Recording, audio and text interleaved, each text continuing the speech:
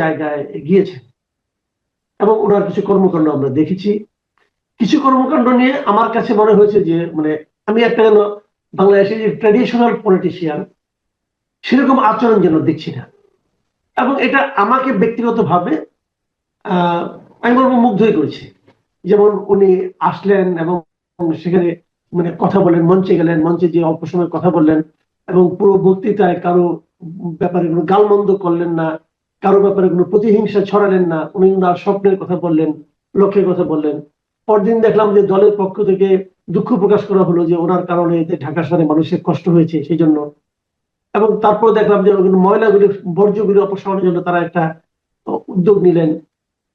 এইগুলি নিয়ে আমি মানে একভাবে বলার চেষ্টা করতে উনি কিছুটা করেছে, কিন্তু আমি দেখলাম যে এগুলোর ব্যাপারেও কেউ কেউ সমালোচনা করতে চাচ্ছে। মানে এটা তেল মারা হচ্ছে কিনা এটা বলা হচ্ছে, যে আমিও তেল মারছি কিনা এটা বলা হচ্ছে, আগে উনি কি করেছেন সেটাও বলা হচ্ছে। তো আমার কথা হলো কি যে মাঝখানে 17-18 বছর পার হয়ে গেছে। 17-18 বছর আগে উনি কি করতেন সেটা ওনার বর্তমান কর্মকাণ্ড না দেখেই সমালোচনা করাটা, আমরা অন্তত 17-18 দিন দেখি, 17-18 মাস দেখি, তাই না? না দেখেই যে সমালোচনাই করতে হবে তাকে, এই যে একটা মানসিকতা, এটা একটা বিষয়। আবার বিপরীত দিকে আরেকটা মানসিকতা দেখলাম যে বিভিন্ন মিডিয়াগুলোতে আগে যেরকম দেখতাম যে মানে প্রধানমন্ত্রীর মানে অনুষ্ঠান হলে পরে সেটা নিয়েই হয়তো একটা টেলিভিশনে, আপনি তো টেলিভিশনে ছিলেন দীর্ঘদিন, আপনি জানেন, খবরের হয়তো প্রথম অর্ধ ওটা নিয়ে চলে গেল। এটাও কিন্তু দেখা গেছে কালকে বিভিন্ন টেলিভিশন, আমি নিজেও দেখেছি, ফার্স্ট হাফ পুরাটাই তারেক রহমানের কর্মকাণ্ড নিয়ে আলোচনা হচ্ছে। বিভিন্ন পত্রিকা দেখেছি প্রথম পাতা তারেক রহমান ছাড়া কোনো নিউজই নাই। কোন কোন পত্রিকা 3 পেজ পর্যন্ত তারেক রহমানকে দিয়ে দেওয়া হয়েছে, উৎসর্গ করা হয়েছে। এই যে দুটো ধারা, যে একটা হলো না দেখে সমালোচনা করা, আর একটা হলো প্রশংসা করতেই থাকা করতেই থাকা। তো এই বিষয়গুলিকে আপনি আসলে কিভাবে বিশ্লেষণ করবেন? একটু বড় হয়ে গেল আমার প্রশ্নটা, তো অমন হয়। দ্বিতীয় অংশের উত্তরটা আগে দিই, সেটা হচ্ছে গণমাধ্যম তার পুরনো সংস্কৃতি এবং পুরনো আচরণ থেকে বের হতে পারে নাই। একটা উদ্দেশ্য হচ্ছে যে প্রাথমিক অবস্থায় যেহেতু পাঠকের মধ্যে অনেক ঔৎসুক্য থাকবে কিংবা দর্শকদের মধ্যে অনেক ঔৎসুক্য থাকবে, তাই সেই কৌতূহল বিবেচনা করে অনেকেই তাকে নিয়ে প্রচুর সংবাদ ছেপেছেন। তিনি কিভাবে নামলেন, সুটকেস হাতে নিলেন, কার সাথে কথা বললেন, কাকে জড়িয়ে ধরলেন, এরকম খুঁটিনাটি বিষয় তারা কাভার করেছে। আমার কাছে মনে হয়েছে পত্রিকাগুলির ক্ষেত্রে এটা একটা আধিক্যতা হয়ে গিয়েছে, যেটাকে বাংলা ভাষায় বলা দেখলামও। কারণ টেলিভিশনে সবাই তাকে দেখতে পাচ্ছে, এই পুরো যাত্রাটা লাইভে কাভার করা হয়েছে এবং বিএনপির যে প্রচার সেল তারাও লাইভ দিয়েছে। তাহলে আবার উনি কোথায় থামলেন, কোথায় কি করলেন, এইটা যে এইভাবে বলতে হবে আজকের এই তথ্য প্রযুক্তির উন্নতির যুগে, এটার দরকার ছিল না। পত্রিকাগুলি একটু সংযত আচরণ করতে পারতো। কিন্তু আমার কাছে মনে হয়েছে পত্রিকাগুলি তাদের যে 17 বছরের নানান ধরনের তেল দেওয়া কিংবা নানান ধরনের ভুল ত্রুটি আছে সেগুলো মোচন করার জন্য ওই দিনই তারা সকলে ঝাঁপ দিয়ে নেমে পড়েছিল। এটার দরকার ছিল না, কারণ তারেক রহমান এই জিনিসটা যে পছন্দ করবেন না এটা তিনি বহু আগে থেকে বলেছেন এবং ওই দিনও তার সব কাজের মধ্যে এটা দেখা যাচ্ছিল যে তিনি আবেগ পছন্দ করছেন না, অতিরিক্ত স্লোগান দেওয়া পছন্দ করছেন না, বড় চেয়ারে বসা পছন্দ করছেন না। সম্বোধনের মধ্যে তিনি মুরব্বীদেরকে, ভাই বোনদেরকে সম্বোধন করেছেন, আলাদা করে দলের লোকজন কিংবা কোন স্পেসিফিক জনতাকে তিনি সম্বোধন করেন নাই। এই সবকিছু দেখেও আমার মনে হয় যে পত্রিকাগুলি এটা থেকে বের হতে পারে নাই। আর টেলিভিশনের কথা যদি বলেন, টেলিভিশনগুলি সারাক্ষণ ভয়ে কাতর, কে কখন ঢুকে পড়বে, কার চাকরি বন্ধ করতে বলবে। আপনি জানেন যে এরই মধ্যে নাজনীন মুন্নির চাকরি খাওয়ার জন্য কিছু লোকজন ব্যস্ত হয়ে পড়েছে।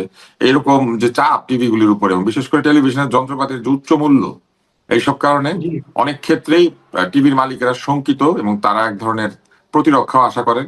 ফলে তারা দেখাতে চেয়েছেন যে তারা একটি রাজনৈতিক দলের সাথে আছেন বা তাদের সঙ্গে তারা আছেন, কারণ এই রাজনৈতিক দলটি মধ্যপন্থা অবলম্বন করছে। আরো একটি বিষয় হচ্ছে যে আপনি জানেন নিশ্চয়ই যে প্রথম আলো ডেইলি স্টারে আগুন দেওয়া হয়েছে, সেখানে প্রথম আলো ডেইলি স্টারে কিন্তু মিডিয়ার যন্ত্রপাতিও ছিল, কারণ তারা এখন এক ধরনের তথ্য প্রচার করে থাকে যেটা ভিডিও চিত্রের মাধ্যমে। তারা সাক্ষাৎকার প্রচার করে ভিডিওতে এবং চোরকির অফিস ছিল, সবকিছু পুড়িয়ে দেওয়া হয়েছে। ফলে এইসব থেকে অনেকটা ভীত সন্ত্রস্ত একটা অবস্থা তৈরি হয়েছে অনেকের মধ্যে।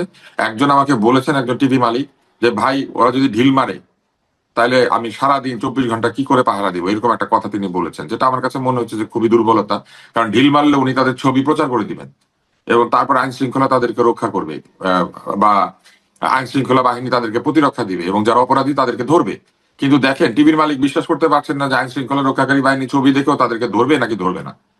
তো এই জায়গাটিতেই হচ্ছে সমস্যা। আইন শৃঙ্খলা রক্ষাকারীদের উপরে যদি আমাদের আস্থা থাকতো, বিশেষ করে পুলিশের উপরে, তাহলে কিন্তু মালিকেরা ঝুঁকি নিত, কিন্তু এখন মালিকেরা কোনো ঝুঁকি নিতে প্রস্তুত না। তো এইসব কারণে আমার কাছে মনে হয়েছে যে আতিশয্য একটু বেশি হয়ে গিয়েছে। আর এর সাথে তো ভাইরাল হওয়ার লোভ আছে।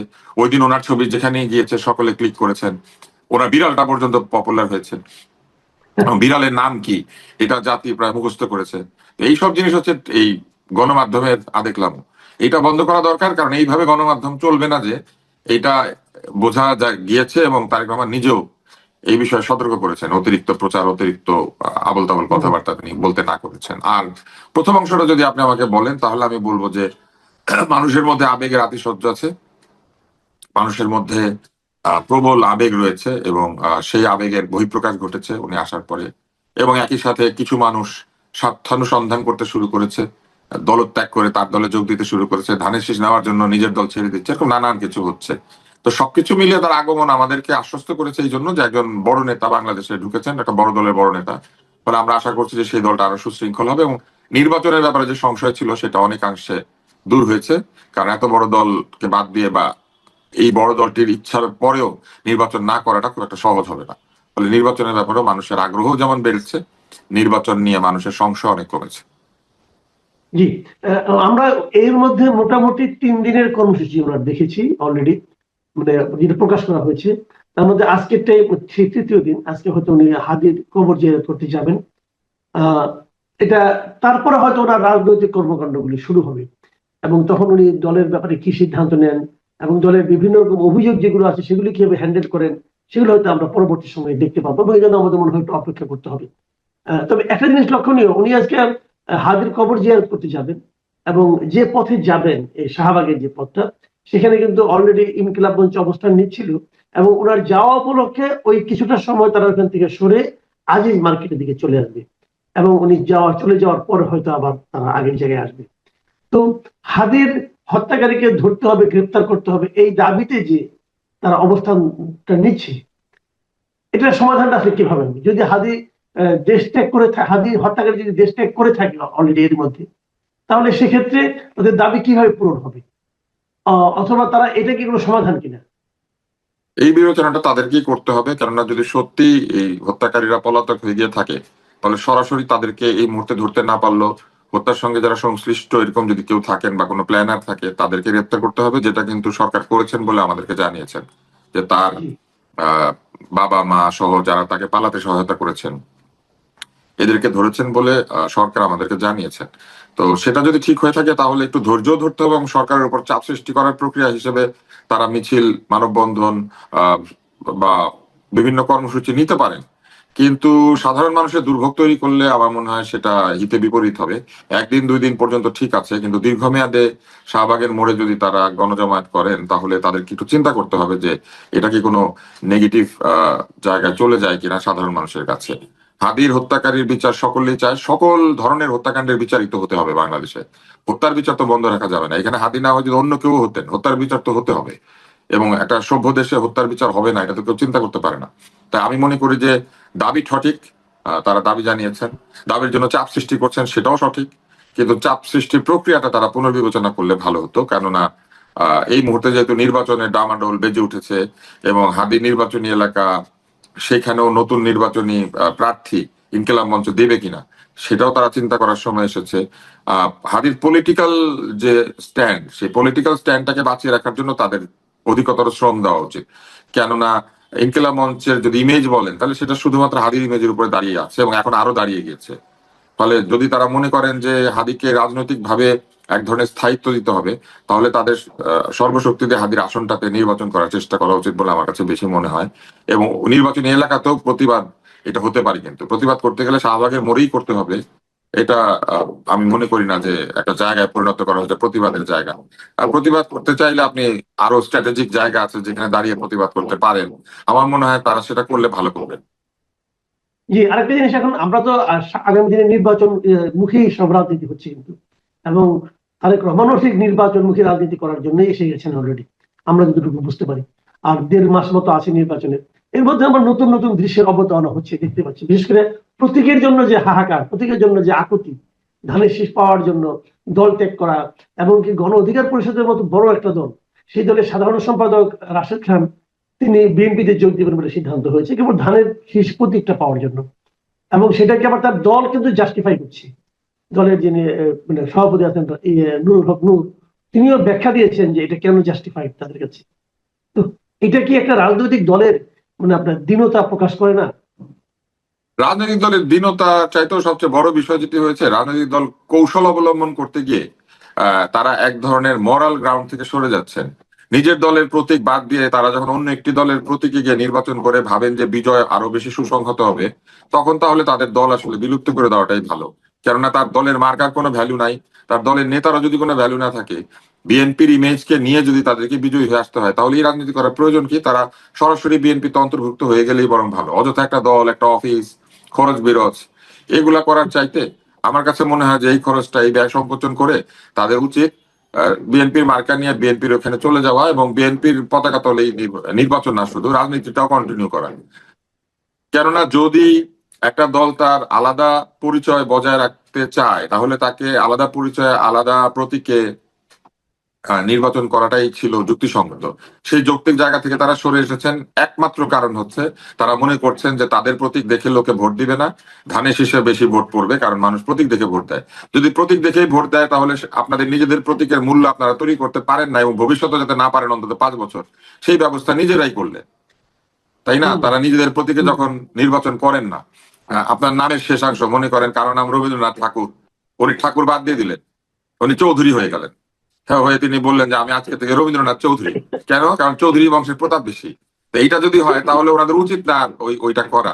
ওনাদের উচিত ওই চৌধুরী বংশে যোগ দেওয়া এবং সেখানেই থাকা। এটার কোনো মানে নাই যে তারা অযথা এই নিজের প্রতীক, নিজের অফিস এগুলা করে টাকা পয়সা নষ্ট করার প্রয়োজন কি? আমি দেখি না, সময়ও নষ্ট আসলে। আহ আবার ফলে আবার আমি ধরেন, মনে করি এটা বন্ধ করে দেওয়া উচিত। ধরেন উনি ধানের শীষ ইলেকশন করলেন, করে হয়তো হেরে গেলেন। হাত দিতে পারে, ধানের শীষ সবাই তো আর জিতবে না, 2 জন তো হারবে। ধরলাম উনি হেরে গেলেন, তখন উনি কি করবেন? ধানের শীষে থেকে যাবেন নাকি আবার না, চলে হেরে আসবেন? গেলে আমি আপনাকে আগে একটা আগাম ভবিষ্যৎবাণী করি। তারা বলবেন যে এই নির্বাচনের মধ্যে দিয়ে প্রমাণিত হয়েছে যে ধানের শেষের সেই জায়গা নেই, আমরা আবার আগের জায়গায় ফেরত গেলাম বলে আবার তারা দেন দরবার শুরু করবেন, আবার অফিস ফিরে যাবেন, আবার গিয়ে অন্যের অফিস দখল করার চেষ্টা করবেন, অন্যের অফিস দখল করে সেইখানে তারা রাজত্ব করার চেষ্টা করবেন। এগুলো আবার শুরু করবেন তারা। কেননা এই রাজনীতিটা আসলে স্বার্থের রাজনীতি, এটা আমাদের কাছে পরিষ্কার হয়ে গিয়েছে। ভোটে জিতে সংসদে গিয়ে সংসদের আসনে বসে বড় গাড়ি দৌড়ানো কিংবা ক্ষমতা এনজয় করা, এর বাইরে তো আমি আর কোনো কারণ দেখি না যে নিজের দলের প্রতীক, নিজের পরিচয় বাদ দিয়ে অন্যের পরিচয় নির্বাচন করতে চলে যাওয়া। আর তো কোনো কারণ থাকতে পারে না। ফলে তারা আবার আগের মতো জায়গায় ফিরে গিয়ে বার্গেনিং চিপ হিসেবে ব্যবহৃত হবেন, অথবা নিজেরাই বার্গেন করে করে বিভিন্ন সুবিধা দিয়ে আদায় করবেন। এগুলো আবার শুরু করবেন তারা, কারণ তারা সুবিধার জন্য কৌশলী হয়েছে, নীতির জন্য না। আমি শেষ প্রশ্নটা আসছি। এটা আমার কাছে খুবই সিগনিফিকেন্ট মনে হয়েছে যে জামায়াতে ইসলামের সঙ্গে এনসিপির একটা আসন সমঝোতা, এক ধরনের জোটবদ্ধ হয়ে নির্বাচন করার একটা কথা শোনা যাচ্ছে। এখনো একটা ঘোষণা আসেনি, কিন্তু বিভিন্ন পত্রপত্রিকা এ নিয়ে ডিটেল রিপোর্ট আসতেছে। কিন্তু এর মধ্যেও আবার দেখতেছি, আমি মাঝখানে একটা এরকম টকশোতে গিয়েছিলাম গত পরশুদিনের দিকে, জামাতের এক নেতা বলতেছেন যে না, এটা তো এখনো ডিক্লেয়ার না, মানে উনি এটা মানতে চাচ্ছেন না। তা আমি তখন ভাবছিলাম যে উনি তো মানতে চাচ্ছেন না, যখন ডিক্লেয়ার করবে তখন উনি কি বলবেন? মানে এই যে একটা রাজনীতিটা হচ্ছে যে জামাতের সঙ্গে এনসিপি, এটা কি এনসিপির জন্য রাজনৈতিক ভাবে মানে কোনো বাড়তি মাইলেজ দেবে? আপনার কাছে কি মনে হয়? ডিক্লারেশনের আগে আমাদের কোনো কিছু সরাসরি বলা উচিত না, কেননা এখনো তো এই বিষয়টা আহ, সর্বসমক্ষে ঘোষিত হয় নাই। কিন্তু ধরা যাক এই ঐক্যটা হলো, আপনি ঐক্যের শর্তগুলির কথা চিন্তা করেন। প্রথমত এনসিপি গিয়েছে আসনের জন্য, কারণ তারা অনেক বেশি আসন চায়। তাদের নিজেদের দলের মধ্যে 5-10 জন ইলেকশন করলে বাকি 20 জন হইচই করবে এবং দলের মধ্যে সমস্যা তৈরি হবে, এবং সেই সমস্যা বন্ধ করার জন্য তাদের 30টা 40টা বা আরো বেশি আসন দরকার। এবং সেই জন্য তারা একটা শক্তিশালী দলের সঙ্গে যাওয়ার চেষ্টা করেছে। বিএনপির পক্ষে তাদেরকে 30, 40, 50টা আসন দেওয়া সম্ভব না, এটা কোনোভাবেই সম্ভব না। যে জন্য তারা বেশি আসনের জন্য আমার ধারণা যে জামাতের দিকে গিয়েছেন, এবং জামাত যেহেতু একটি শক্তিশালী কন্টেন্ডার এবারের নির্বাচনে বা প্রতিদ্বন্দ্বী, সেই কারণে তারা সেইখানে পাল্লা ভারী করার জন্য গিয়েছে। এখন তারা কি দাঁড়িপাল্লা প্রতীক নিয়ে নির্বাচন করবেন নাকি শাপলাকলি নিয়ে, এইটা হবে দ্বিতীয় প্রশ্ন। যদি তারাও ভিপি নুরের দলের মতো দাঁড়িপাল্লা প্রতীকে চলে যেতে চান, তাহলে তো দল বন্ধ করে দিতে হবে। তা আমি ধারণা করছি সেটা তারা করবেন না। তারা শাপলাকলি প্রতীকে দাঁড়িপাল্লার সাথে মিলে নির্বাচন করবেন। এখন 30টি আসনে তারা নিজেদের প্রার্থী দিলেন, ধরে নিলাম সেই 30টি আসনে তাদের অনেক জনপ্রিয়তা আছে, কিন্তু বাকি 270টি আসনে তাদের প্রতীক হারিয়ে যাবে, তাদের দলও হারিয়ে যাবে, কারণ তাদের দলের লোকদের জামাত ইসলামের সাথে মিলে জামাতের প্রার্থীর জন্য ভোট চাইতে হবে। এবং তারা যখন জামাতের সঙ্গে মিলে জামাতের প্রার্থীর সাথে ভোট চাইবেন, তাদের নিজেদের দলের যে আইডেন্টিটি বা তাদের দলীয় নেতাকর্মীদের যে পরিচয় বা এই জুলাই আন্দোলনের যে ভূমিকা, সেগুলো সব এক ধরনের নিষ্ক্রিয়তার দিকে চলে যাবে। মানুষ ভুলে যেতে শুরু করবে এবং ভেবে নেবে যে এই দলের লোকেরা জামাতের সঙ্গে মিলে গিয়েছে। ফলে 270টি আসনে তাদের অবস্থা আগামী 5 বছর তো দূরের কথা, আগামী 10 বছরের জন্য খারাপ হয়ে যেতে পারে। এবং অনেক দলের নেতাকর্মী কিন্তু দল থেকে সরে তারাও চিন্তা করবেন যে থাকি যদি তাহলে শক্তিশালী দলের সাথে থাকি। ফলে যে এলাকার যে জিতার মতো ক্যান্ডিডেট দেখা যাবে তার পেছনে গিয়ে তারা দাঁড়িয়ে যাবেন, কারণ স্বার্থের রাজনীতিটা এইখানেও এস্টাবলিশড হয়ে যাচ্ছে। তৃতীয় বিষয় হচ্ছে তারা ক্রাউড ফান্ডিং শুরু করেছিলেন। যারা ক্রাউড ফান্ড করেছেন তারা কি জামাতের সঙ্গে তারা মিলবেন এই কথা জেনে ক্রাউড ফান্ড করেছেন? ফলে বিভিন্ন প্রার্থীরা যে 10, 20, 50 লাখ টাকা করে তুলছেন মানুষের কাছ থেকে, তারা যদি জানতেন যে তারা জামাতের সঙ্গে ইলেকশন করবেন, তাহলে তো এত টাকা হয়তো তারা তুলতে পারতেন না। এই টাকাগুলি তারা কি করবেন? এই টাকাগুলি খরচ করা কি আসলে নৈতিকভাবে ঠিক হবে? কারণ এককভাবে এনসিপি নির্বাচন করবে এই কথা জেনে লোকজন ফান্ডিং করেছে। এখন জামাতের ঘাড়ে উঠলে পরে জামাত ঘাড়ে নিয়ে ঘুরবে, জামাত টাকা পয়সা দিবে, মানুষ কেন টাকা পয়সা দিতে যাবে? তাই না? অনেক ভোটারই নিশ্চয়ই আছেন যারা এনসিপি কে ভোট দেওয়ার জন্য টাকাটা দিয়েছেন, তারা নিশ্চয়ই দাঁড়িপাল্লাকে ভোট দেওয়ার জন্য অন্যান্য আসনে এই টাকাটা দিবেন না। যে 270টি আসনে তারা প্রার্থী দিবেন না, সেই 270টি আসন থেকে কি তাদের কাছে টাকা পয়সা আসে নাই? তো সেই টাকা কোথায় ব্যবহৃত হবে? এখন এইটা হচ্ছে তৃতীয় একটা প্রশ্ন। চতুর্থ একটা প্রশ্ন আছে, সেটা হচ্ছে তারা যে জুলাই বিপ্লবের কথা বললেন, জুলাই আন্দোলনের কথা বললেন, এক ধরনের আহ রাজনীতির কথা বললেন যেটা নতুন বন্দোবস্ত, অথচ তারা একটি পুরনো দলের সঙ্গে চলে গেলেন। অন্যতম পুরনো দল বাংলাদেশের, এই উপমহাদেশের অন্যতম পুরনো দল জামাত ইসলাম, হ্যাঁ, যেটা একাধিক দেশে শাখাও রয়েছে। তো এরকম একটা দলের সঙ্গে তারা চলে গেলেন। তারা যখন স্লোগান দেন তারা বলেন পিন্ডি না ঢাকা, দিল্লি না ঢাকা। তো এই দলের তো পিন্ডিতে শাখা আছে, দিল্লিতেও শাখা আছে, তাই না? এই দল তো দুই দেশে আছে। তো এই দলের সঙ্গে তারা চলে গেলেন, তো তারা তো পিন্ডি ঢাকা দিল্লি সব মিলাই ফেললেন। তো তারা কেন যাবেন? জামাত ইসলামী রাজনীতি করতেই পারে, জামাতের রাজনীতি আমরা জানি, এবং জামাত রাজনৈতিক দল হিসেবে মানুষের কাছে যদি গ্রহণযোগ্যতা পায় সেটা তারা পাবেন, সেখানে তো কারো বাধা দেওয়ার কিছু নাই। কিন্তু যারা মুখে বলে যে আমরা কারো ধামা ধরা না, তাহলে যে দলের ধামা 3 দেশে বিস্তৃত এবং আরো আন্তর্জাতিক দেশসমূহে তাদের লোকজন রয়েছে, সেই সেই ধামা সম্পন্ন দলের সঙ্গে তারা গেলেন কেন? এটা একটা চতুর্থ প্রশ্ন। পঞ্চম একটা প্রশ্ন আছে, সেটা হচ্ছে তারা যে ভবিষ্যতে রাজনীতি করবেন, তারা বলেছিলেন নতুন বন্দোবস্ত করবেন। আসন ভাগাভাগির রাজনীতি কি নতুন বন্দোবস্ত? আসন ভাগাভাগির রাজনীতি তো হচ্ছে এই উপমহাদেশের সবচেয়ে পুরনো রাজনীতি। আপনি যদি দেখেন তাহলে দেখবেন যখন এই যে শ্যামা প্রসাদ মন্ত্রিসভা হয়েছিল, সেখানে আসন ভাগাভাগি, এই সিট ভাগাভাগি, কে মুখ্যমন্ত্রী হবেন এটা নিয়ে একের পর এক সরকার বদল হয়ে যেত। তারপরে যখন পাকিস্তান হলো, পাকিস্তানে একটার পর একটা সরকার পড়ে গিয়েছে একই ব্যাপারে, ক্ষমতায় কে যাবেন, কোন দিকে কয়টা আসন। এবং তারপরে যখন বাংলাদেশ হয়েছে, যে আর্টিকেল 70 যেটার মধ্যে ফ্লোর ক্রসিং বন্ধ করা হয়েছে, এটা করাই হয়েছিল এই ভয়ে যে সকালবেলা এক জায়গায় বক্তৃতা দিয়ে রাত্রেবেলা এক দলে চলে যায়। তো সেই ভাগাভাগির রাজনীতি তো আমরা বন্ধ হতে দেখলাম না, উল্টা দেখলাম যে নির্বাচন হওয়ার আগেই ভাগাভাগির রাজনীতিতে তারা জড়িয়ে পড়েছেন। তো তাহলে সেই পুরনো রাজনীতিতেই আমরা থেকে গেলাম। এটাই যদি রাজনীতি হয়, এটাই যদি রাজনীতি হয় যে আমাদেরকে জিততেই হবে, তাহলে শহীদ হাদির রাজনীতি কোথায় যাবে? হাদি পরিষ্কারভাবে বলেছিল যে সে মনে করে সে জিতবে না, তবুও সে নির্বাচন করছে, কারণ এই নির্বাচন হচ্ছে তার আদর্শকে স্থাপন করার নির্বাচন। সে বলেছিল যদি সে 500 ভোটও পায় সে নির্বাচন করবে, এবং আরো বলেছিল যে এই নির্বাচনে যদি সে নির্বাচিত হয় তাহলে সে 299 জন সংসদ সদস্যকে দুর্নীতির বিরুদ্ধে কথা বলে, দায়িত্ব পালনের কথা বলে, নানান ভাবে চাপ সৃষ্টি করে সে সংসদকে এক ধরনের তটস্থ করে রাখবে, হাদিটা বলেছিল। তাহলে হাদির আদর্শের কথা আপনি বলবেন আর অন্যদিকে আপনি সিট ভাগাভাগি রাজনীতি করবেন, এটা কি করে হয়? হাদির মতো স্বতন্ত্র দাঁড়িয়ে যেতেন যদি এতই মনে করেন যে দল পাচ্ছে না। আরো একটা কথা আছে, হাদিকে তারা বুকে নিয়েছেন, হাদিকে তারা আদর্শ হিসেবে খুব প্রচার করছেন। প্রথমত হাদি একটা আলাদা রাজনৈতিক দলের সদস্য ছিল, জুলাই যোদ্ধা হিসেবে আমরা প্রায় অনেকেই একই প্ল্যাটফর্মে, কিন্তু রাজনৈতিক দলগুলি তো আলাদা আলাদা।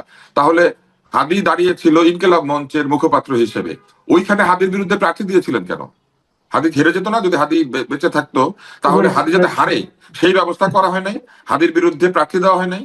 হাদির বিরুদ্ধে প্রার্থী দিলেন কেন? হাদির আদর্শকে আপনাদের এত ভালো লেগেছে, হাদিকে আপনাদের এত ভালো লেগেছে, কিন্তু হাদি জিতুক আপনারা সেটা চান না।